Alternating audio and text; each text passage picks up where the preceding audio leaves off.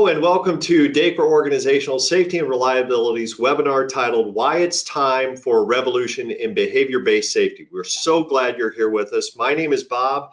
Sitting off to my right are principal consultants for DEKRA, Larry Russell to the far right here, and Jim Heinzman. Guys, thanks so much for joining us. Thanks for having us. This is going to be an exciting 45 minutes to 50 minutes here. We're going to talk about this revolution in behavior-based safety, and we want to hear from you while we go along here. So let's set down some ground rules of how we want to hear from you so we can keep this organized and efficient.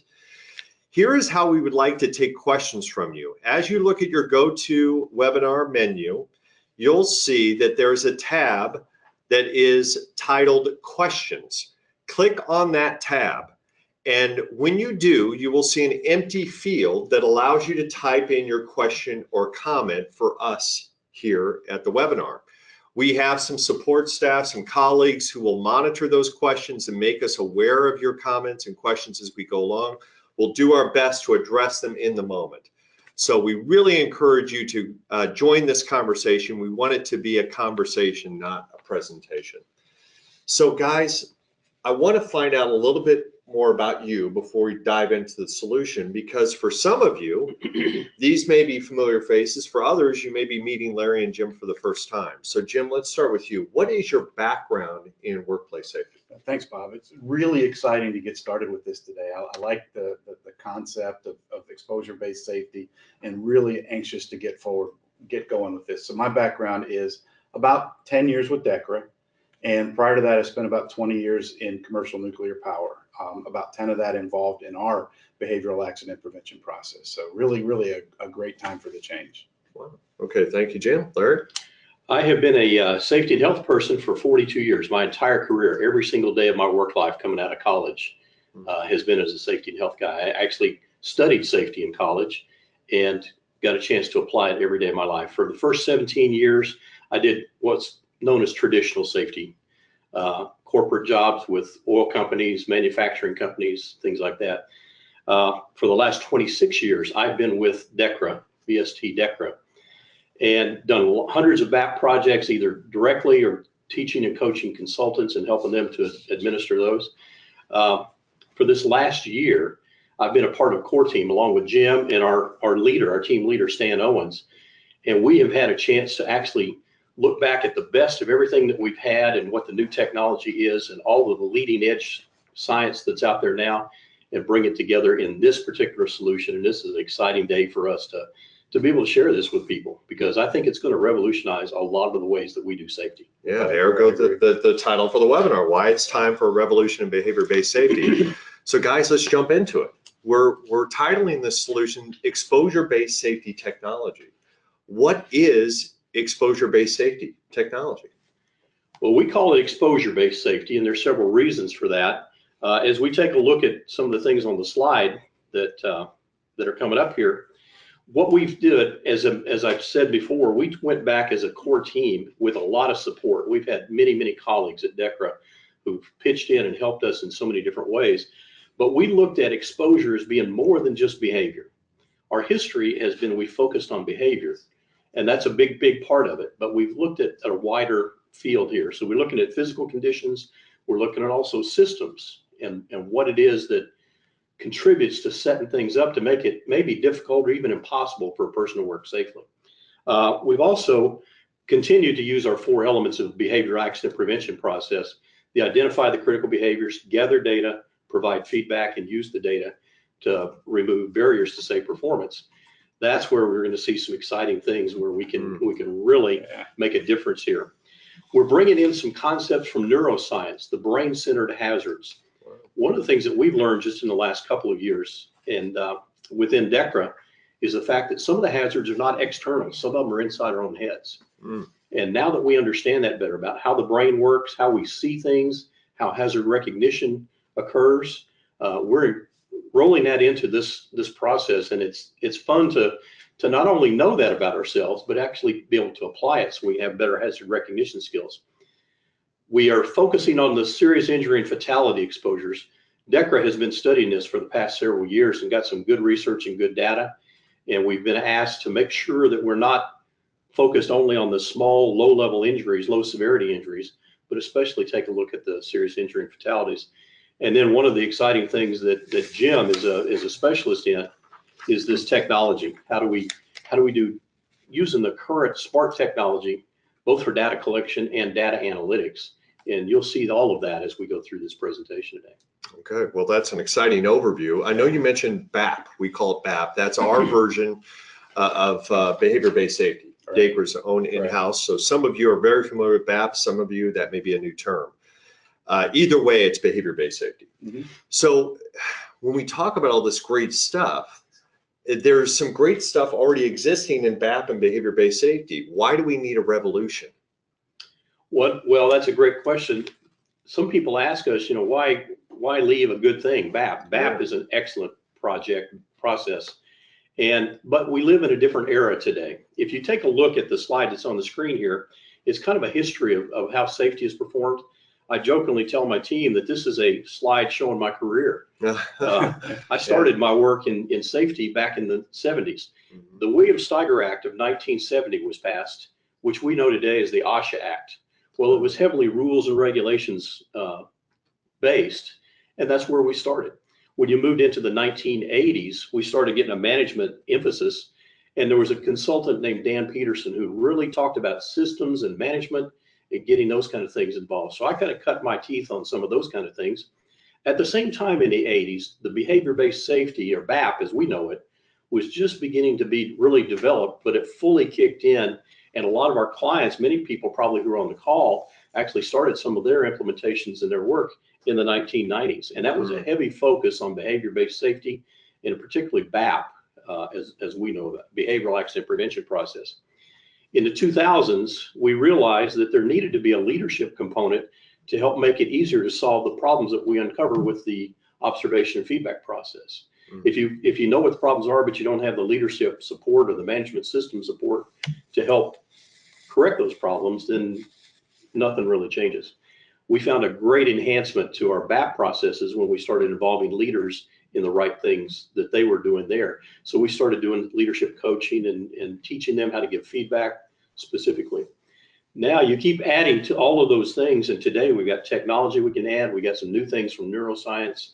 Where we are today is the science from behavioral science and neuroscience, the technology, and then it's still all about the people, because it's the people who get hurt. And that's one of the things we try to remember is our ultimate customer in safety is the person out there closest to the risk. And that's why we do what we do. Yeah, so things have moved forward to the point where now we can actually execute some of these things that you guys have been daydreaming about for years now. Yeah, that's really cool. Yeah, and we have the science to back up some of the conclusions. That's very exciting. So let's put a fine point on this, guys. Is behavior-based safety still relevant then? Yes. It Yes, is. it definitely is. Okay. We'll cover that here in a minute. Okay. Let's first off look at this slide, industrial revolutions. To put a fine point on this, Larry, we are now in an industry 4.0, as they say. What is that, and how does that impact what we're talking about today with exposure-based safety technology? I'll jump in and take that one. Yeah. When you think of the industrial revolution, the first industrial revolution happened a couple of hundred years ago, and it was really more about mechanization and steam power. And you carried through to automation, then you went all the way into computers. Well, today we're in what they call Industry 4.0, or that fourth generation of the industrial revolution. Mm-hmm. So next slide, Doug. Industry 4.0 is really about leveraging the digital technology for every aspect of what we do, particularly around our exposure-based safety. It provides a client with valuable data streams that they can then act on. And so when you see it really makes a smarter safety for a smarter workplace, it's fascinating what the technology is going to allow us to do in the future. And today we're just on the very tip of the iceberg for what we can do. And we've implemented a lot of that in our exposure-based safety system. Yeah, it's amazing, Larry, to piggyback on what Larry was talking about. A lot of folks started to do BAP in the 80s. And in large part, it hasn't changed since then. And this will give you an indication of how much technology has changed. I heard this factoid the other day, that there is more technology in our smartphones than NASA had when they put man on the moon, just in our smartphones. So things have evolved. So it is time to change. And they've only been around 10 years. Can you imagine life without them today? Yeah, yeah. And the great thing about this technology is it sounds like we're going to use all that to our advantage to make workplaces safer. So get back to that earlier question, is behavior-based safety still relevant as we understand behavior-based safety? Is it still relevant today? Yeah, in fact, it really is. In 2017, we published a preliminary research that was done by the University of Cambridge Judge School of Business. They looked at almost 100 BAP implementations and over 1.3 million observations to collect data to answer that question, is behavior-based safety relevant? Well, what was interesting is they said BAP is really relevant. So when you look at the research, it says the methodology matters. So our BAP technology was what was used to arrive at the conclusions that you see on the slide there. It reduces incidents by up to 45% in the third year. Participation versus intensity, something we've always talked about, is who should be out collecting this data. And what we found is that having fewer observers doing more observations is significantly more effective. So there's part of that methodology. Something that surprised us was this concept of localizing, not generalizing. We've often said having a fresh set of eyes to do an observation is a good thing. The research actually shows that when a mechanic observes a mechanic, that there's a greater benefit, or there's more effect. It's more effective when it's done that way. And then finally, this concept of specialization matters. So clients who have fewer critical issues that they focus on, who adapt to change, who coach their observers, all of those kinds of things made for a better BAP implementation, if you will. And the cool part about it is the technology that we're going to implement into exposure-based safety is going to really, really, really take that specialization matters to the next level. We're going to incorporate all the research, but that one in particular, I think, will make that connection with the technology. So it sounds like you're taking what's best out of BAP and folding it into this new solution of exposure-based safety technology. Is that correct? I think that's exactly right. And the people who've done BAP very, very well over the years have stayed true to the principles. They've not injected their preferences over the principles. That's what this study has reinforced for us. That's why the core group of active samplers or observers is going to make sure that we do it often enough to get good. When everybody in the facility does one observation a month to be able to hit some artificial target number, everybody does it just often enough to stay bad. Nobody built any skills. That's one of the problems that we sometimes have. And people say, well, why are my observers not motivated? Well, they're not very good to begin with. They're not getting coached. There's an awful lot of things that the Cambridge research reinforced for us. The interesting thing was we were well on our path of designing exposure-based safety when we saw the results of the Cambridge. And when we laid them up side by side, it reinforced that we were on the right path because we knew what the principles were. Cambridge said these principles do work, so we've included them in our system, but we've also added some additional things that currently we have that even 3 years ago we did not have access to. So it's one of the things I've appreciated about working for BST, now DEKRA. We've always been on the learn, and we've always been trying to do the best that we can do with what's known. Well, today it's unbelievable what's known and what we can bring together and pull into the package. So it's a reinforcer that we were on the right track. It will be a neat thing, I think, to see a follow-up Cambridge study based on the new stuff that we're going to do and see how much even better it will be. Yeah, that's fantastic. So rest assured, we're not throwing the baby out with the bathwater, as they say, with this exposure-based safety. Everything you love about BAP, even more so, is in clear focus in exposure-based safety technology. So we call it exposure-based safety, and we hear, with behavior-based safety, you hear about behaviors, you hear about observations. Why do we need to focus on exposure? Why is that an important question? That's a great question, and it's one of the ones that I struggled with when we first heard about it.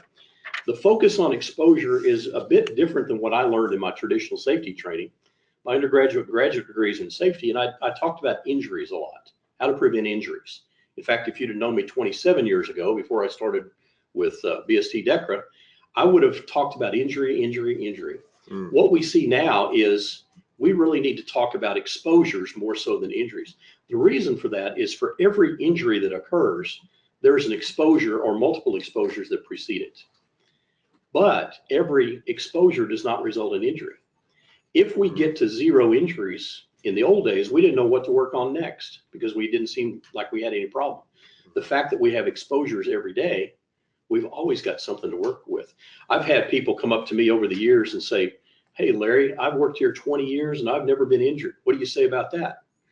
Well, years ago, I never used to know what to say to that person. What do I say? Be careful. How's that going to help? They're already doing it. Right. What I say now is that congratulations, that's a great record. But did you ever work a day of that 20 years without exposure? And they get silent, and everybody has to acknowledge that every single day of my life, I have exposure. Now, the good news is we know how to control it pretty well, generally speaking. But there's some specialized places where we don't control it all that well, and all exposure is not equal. That's the key thing that we want to take a look at. Our definition of safety now ties back to this exposure focus, and we call it controlling exposures for self and others. As I mentioned, we know how to do this pretty well. If we follow our lockout tagout procedures, if we follow confined space procedures the way they're supposed to be, that's exactly what we're doing. We're controlling the exposures. If I hold the handrail going up and down the stairs, I'm controlling my exposure to a serious fall. The interesting thing too is it's not only for me, but it's also for other people. So a test that I like to apply at the end of a project is, can you tell me the definition of safety? And if somebody can repeat that slogan back to me, that's proof that they can memorize a slogan. Yeah. But the follow-up test is, can you give me one example of how you controlled exposure for yourself today? And most people can give me many. And can you give me one example of how you controlled it for somebody else today? And they can still give you many. So now they're applying this stuff. Interesting slogan. You see on the slide, it says the absence of injury does not mean the presence of safety. Yeah, I love that line. Yeah. I first saw that in a speech by Captain Sully Sullenberger, the guy who landed the airplane on the Hudson River. Yeah, they made a movie. Yeah, absolutely. Yeah. And he kind of paraphrased it that way. But when you think about it, if we only respond to injuries, we don't know what to work on. Yeah. And when you have a good 0 injury rate record for a while, you may think you're being safe, but a lot of people could look around and say, no, we got exposures everywhere. Until we control the exposures, we're not really doing the work that we need to do. So that's why our focus has shifted on exposure. And it's wider than just behaviors. It's the controlling the exposure of our conditions, our systems, our processes, procedures, everything. So that's an addition and enhancement to what we've been doing over the years. Okay. And we commonly hear organizations say that absence of injury does not mean the presence of safety in a variety of ways. For example, you might hear somebody say, I want to see everyone go home today the same way they came in. Or they'll look back on the day before and think, well, we had no one injured yesterday in our outage, so we were safe. And it's common to hear that phrase in the organizations that we work with. Yeah. Jim, I want to stick with you because we talked about technology earlier, and I know you're a little bit of a technology nut like me. Guy owns a drone. He likes to play with his drone.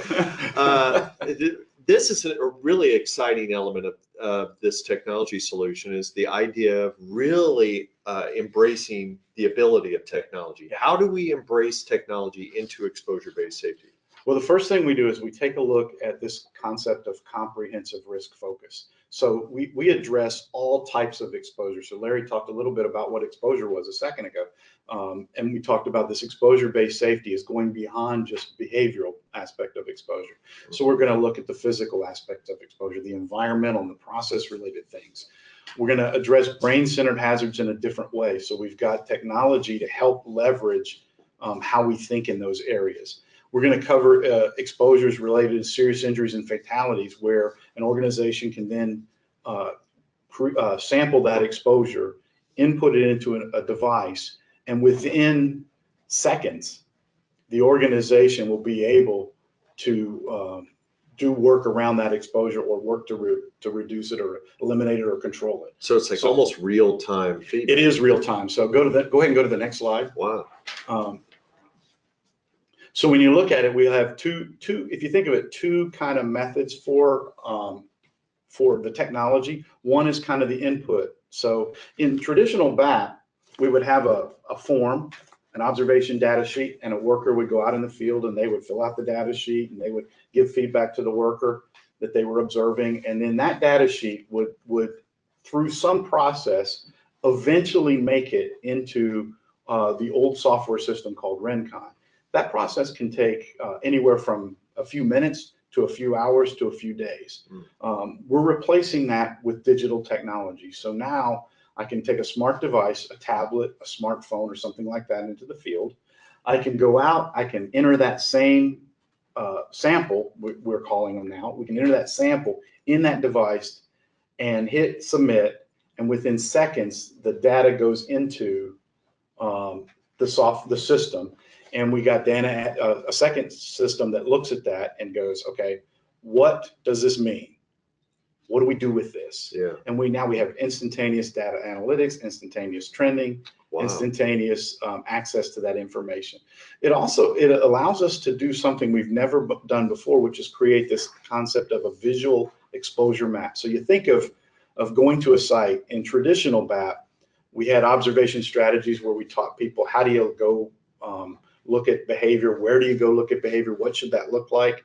Well, with this technology, we now can paint a picture, almost like a satellite view of the facility. Yeah. Now, where do I go? And it guides our samplers, and it guides the efforts at exposure reduction to pinpoint exactly where you need to go. Gives you like a comprehensive, instantaneous snapshot of the whole facility. Yes, it's really, really fascinating. Wow. So then we also have the ability to change as the organization changes. So we call it dynamic routines and preventative activities. So as we go out in the field and do these samples, they update the system and changes happen like that. And so now we're aware of where things are, what things are, and what we should do with those things. Okay.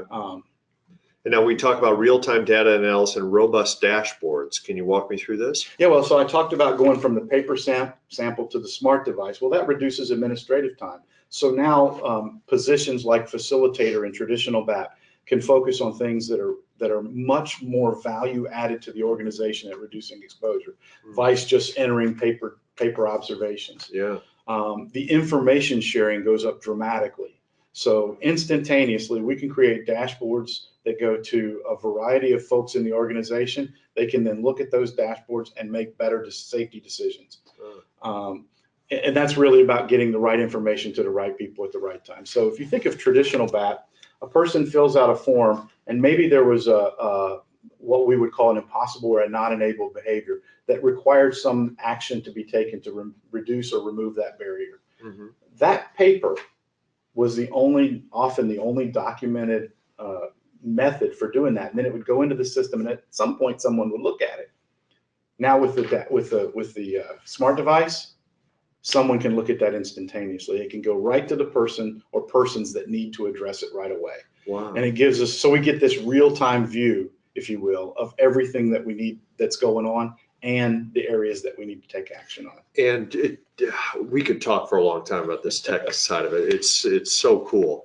This has talk to text capability, correct? Yes. So I can actually talk a sample into my smart device, and it will read out.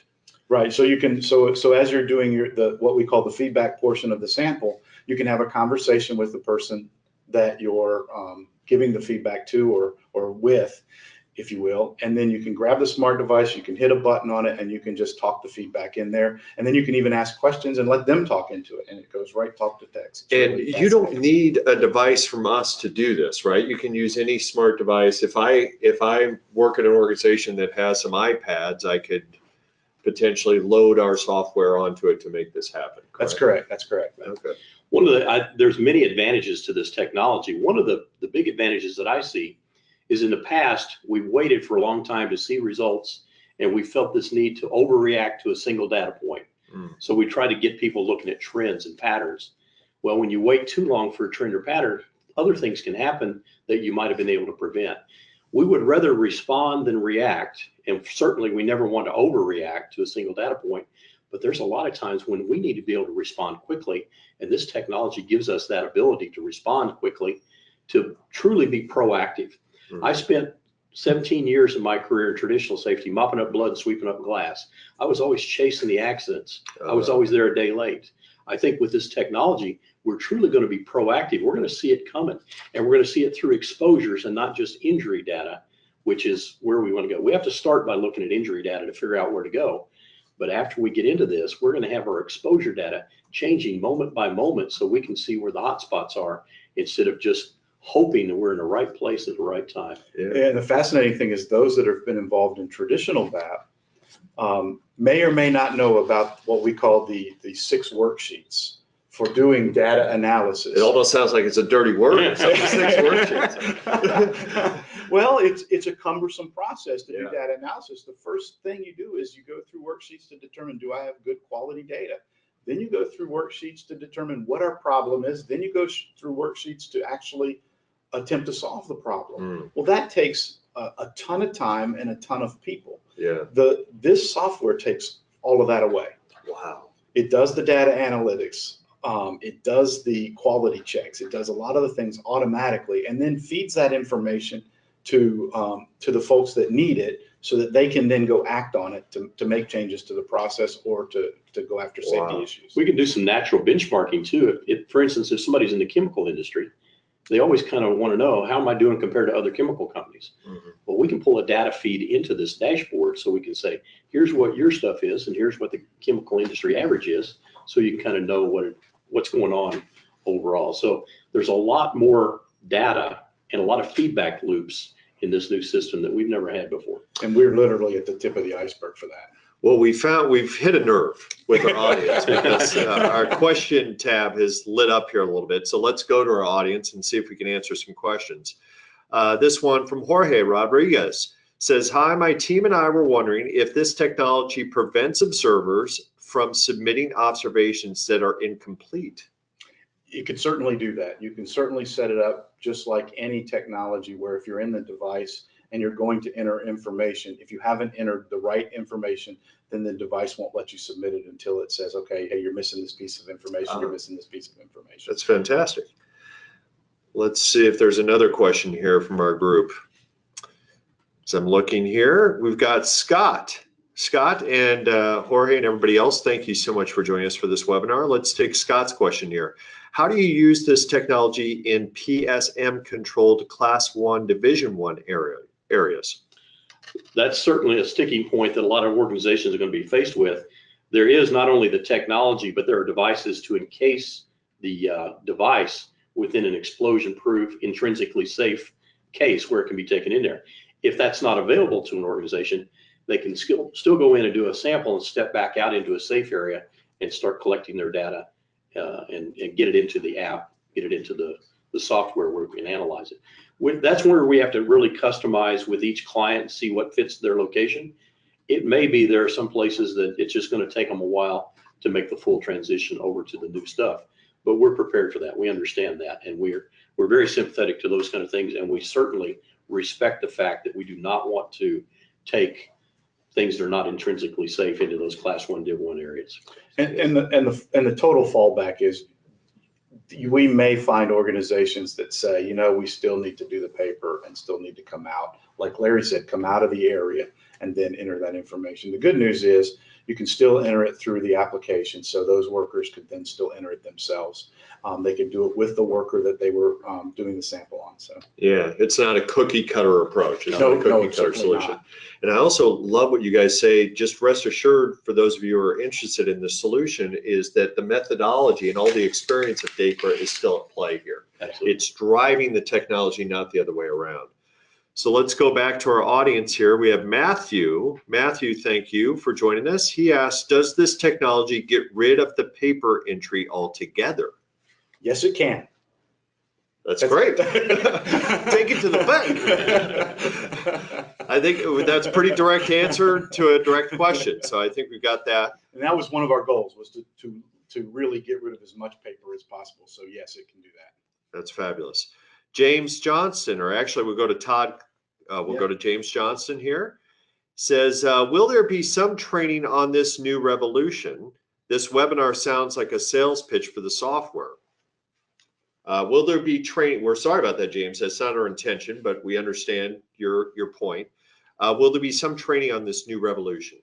Absolutely. We intend to try to share the specifics behind the things that we're bringing into it. We really haven't touched much on what the brain-centric process is. There has to be some training on that. That's not intuitive. That's not just an article you go read.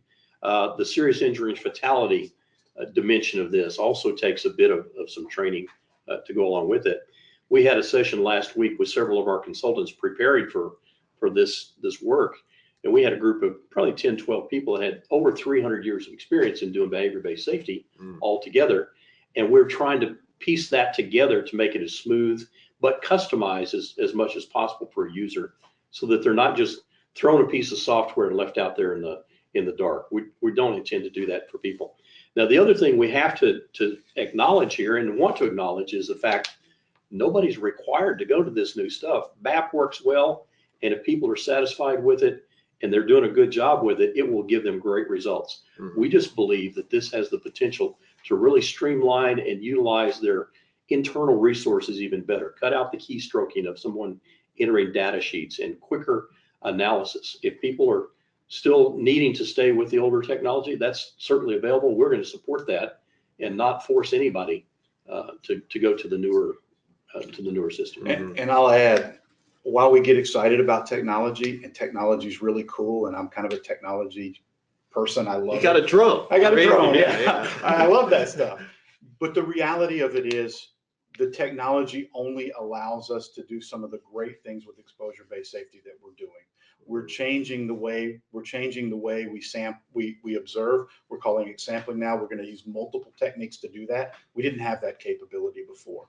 So that will get us a better picture of exposure at the facility. Yes, the technology will support that, but the reality of it is, as we look at exposure-based safety, we're changing a variety of things about how we focus truly on exposure and the broader picture of exposure, not just the behavior, but the processes and all of that. And the technology allows us to do some things we haven't been able to do, but this is not just about the technology. Think of the technology as kind of the support piece for all of this. Got a couple of technology questions, it looks like. Yeah, thank you. Jeremy Fuentes says, how would you apply this technology in an underground mine setting? Thoughts on that one? The handheld device that we can capture the information on does not have to be real time to wireless. It'll store the stuff, and then when people get back to a wired connection or wireless connection, it could then upload. So it doesn't always have to be connected. I think that may be part of the gist of what he's talking about here. Right. So you have the ability to connect instantaneously through Wi-Fi or your 3G, 4G LTE connection. You have the ability to collect data in airplane mode or offline, and then upload that when you connect into a Wi-Fi or a cell connection. Okay, thank you.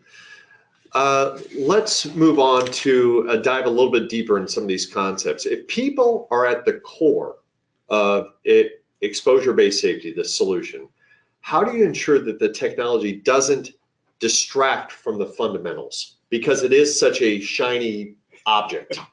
How do you make sure that the methodology is still at the core of it? And that's a really good question, because when you think about it, we get excited talking about the technology, as we just did. We got lots of questions on the technology. Yeah. And where do people fit in? Well, the reality is, in traditional BAP, we often, not intentionally, but we often limited the involvement of everyone in the process. So with this process, we have roles for everyone. We have roles for frontline workers. We have roles for supervisors. We have roles for managers. We still keep the principles of some of the things that we had in our behavioral accident prevention process around observing individuals. But we've expanded the ability of the organization to act on information. We'll have specialized team members that support exposure analysis in a way that's never been done before.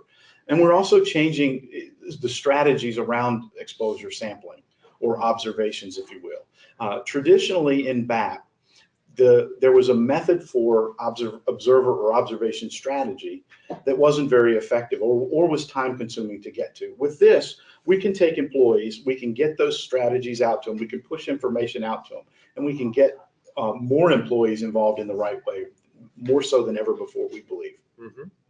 And going back to an earlier point from one of our audience members, we apologize if this may come across as a sales pitch. That truly is not our intention. we're just, some of the concepts of what is at the core of our solution are can be universally applied to behavior-based safety. So we want to encourage you to not get caught up in the solution as much as the concepts that are driving this solution. That's where the passion comes from these guys. That's what we're here to do. How would you summarize DEKRA's evolution to exposure-based safety? If you had to summarize it all up, why are we here? Okay. Next slide just kind of summarizes things for us. We focus on the people. We've always had this saying, people first, process second, because the ultimate customer safety is the person out there closest to the risk at any given moment. If we remember that, we'll figure out the right systems behind helping protect them from the exposures. If we start putting the technology in front of the people, if we start putting steps and rules and procedures in front of the ultimate customer, we'll probably mess things up. And that's not our intention at all. We got to remember, and it's not just the person in the workplace, it's their family members as well. The things that many people have learned through participating in the BAP process, they've carried home with them. They've applied to their home life. They teach their family members. We hear that constantly, and we think that'll be even more so as they learn some of these newer principles. I think one of the things that's really going to help people understand themselves is the brain-centric stuff, how the brain works, how we perceive hazards. Once we notice it, we'll notice those things everywhere. We're powered by experience. Obviously, I mentioned that we've got hundreds of years of experience with our consulting core to help to do this. Between Jim and Stan and I, just the three of us, we had about 75 years of experience implementing BAP processes. And so we got a chance to be that core team for developing, but we were not alone. We had so many people behind the scenes helping us bring other parts of the experience, the technology people, the research and development group, our people who understand human behavior from all different ways, help support us so that we could bring this all in one package to do that. Mm-hmm. We're enabled by the technology. That's the exciting piece, as you said, it's kind of shiny and new, and everybody gets excited about that. But it's a support tool, as Jim said. It is not. It's not the thing that change. If it was, we could just send that out to everybody and nobody has to worry anymore. It's not that way. We've got to use the technology as appropriate, and we've still got to respect the basic principles that we've always had. We still want to keep that people first, and we want to preserve the trust that we've had in BAP about no names, no sneak ups, and no punishment, no discipline associated with the sampling process that we do. We're going to preserve that as we go forward. We're going to meet the industry challenges of 4.0. We're bringing all of these things together, and probably as the industry continues, as the industry continues to evolve, there's probably industry 5.0 and 6.0 out there in the future. Who knows how many O's it's going to have, but we're going to keep up. We're positioned to really keep up with the future of the changes. Thank you, Larry. Let's go back to our audience here. David Scott. Thank you, David, for joining us. He comments, the greatest value of an observation is the dialogue between participants. Does BAP, or the technology that we're suggesting here, improve the quality of that dialogue?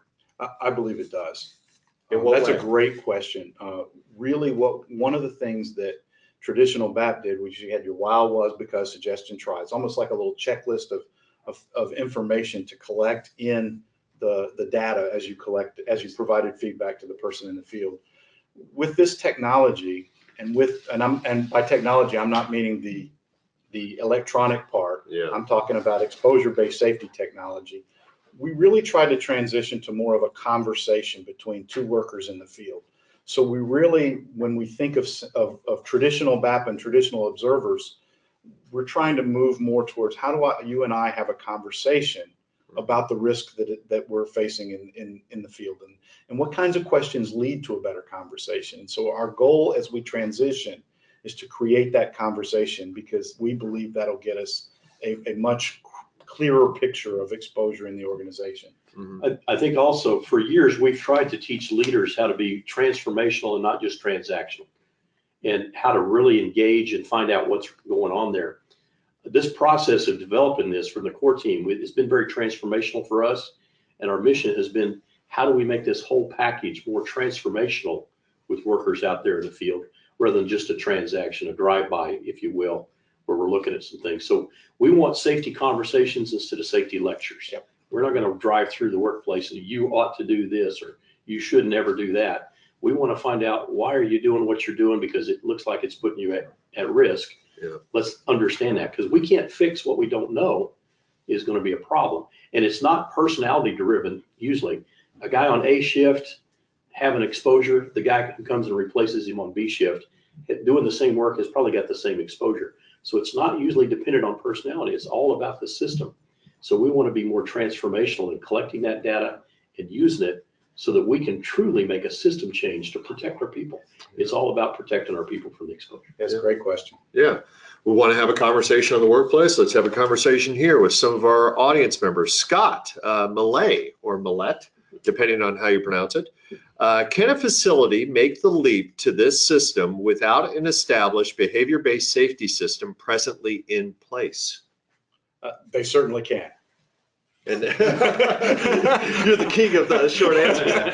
How would they do that? We have multiple steps involved where we would come to the site. We would work with the organization to figure out, okay, what do your critical exposures look like in your facility? Mm-hmm. We would go in and analyze that, develop those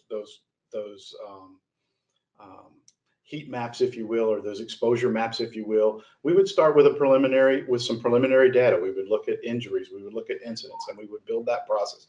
Then we would go into this the second phase, if you will, where we train people to take these samples. What do those look like? We train people in the technology, how to use the technology, and then what to do with the information once they have it. Mm-hmm. And that sounds very similar to the BAP process, but the idea here is we're condensing that timeline substantially, right? With exposure-based safety. Exactly. Okay, let's go back to our group. Jeremy Fuentes, back again, Jeremy. Thank you for sharing your thoughts. Are there going to be classes in Orlando? Orlando is where we're going to be for the Safety in Action Conference for DEKRA for exposure-based safety. Will there be offerings? Absolutely. We're actually, I think we got a slide that shows several of the things that we're going to be doing there. It's kind of our kickoff of what exposure-based safety is to our client fleet. You can see on the screen here, we're going to have some 90-minute sessions talking about each of the different elements here. Hopefully they're kind of in sequence so people can see, what's new and different. How do you use some of these tools? All of those kind of things. We have several DEKRA consultants who've been trained in how to use the input technology. In fact, one of the things we're going to do is apply this to ourselves. We're going to be taking samples during the conference. Oh, cool. Using the technology. And so you may see some people doing that. If you're there and you want to look over our shoulder and see how that's done, it'd be a fun way to learn how to do some of this kind of stuff. Wow. Our hope is to, at the closing session, have a dashboard report of what we've seen throughout the week. We're going to have a small handful of exposure behavior type things and conditional things that we know happen in and around a hotel conference. And so we're going to try to apply this stuff to itself. We're going to have some booths set up where people can come by and just talk to us, and we'll man the booth as we can. Just several little sessions. The stuff on the screen there shows and it'll all be printed in the registration guide for our conference in Orlando. And if you want to refresh your memory of those offerings, we'll offer this as a recording, this webinar, on our website a little bit later. And we will also make it available on our Safety in Action, this information about your offerings at that conference. So safetyinaction.com to find out more about that as well. Let's go back to our audience. Matthew Felix says, the exposure-based approach sounds a lot like human performance ideology. Did human performance influence this exposure-based safety approach? It absolutely did. Humans are the heart of all of this. That's who we're trying to protect. So we learn through the behavioral sciences how human beings react, and we've known that for a lot of years as BSD DEKRA. But now we also have some of the brain-centric concepts. And if you noticed over the last couple of years, we've also included reliability in our organizational safety and reliability. Yes. Because we know consistency is a big factor in errors or inconsistency. If we can be more consistent in what we do. So we're studying all kinds of things. We're using the technology. In fact, in Jim's previous work, he was a human performance guy. That's part of what he did in the nuclear industry. So we've got resources that are helping us from all different directions to hit this right on the head. Okay, thank you. Rick Salazar. Rick says he's with Esterline Defense Technologies. I'm familiar with that place. I've met some of your colleagues, Rick. I'm a big fan of Esterline, as these gentlemen are, I'm sure. Me too. Yeah, there you go. We're part of your fan club.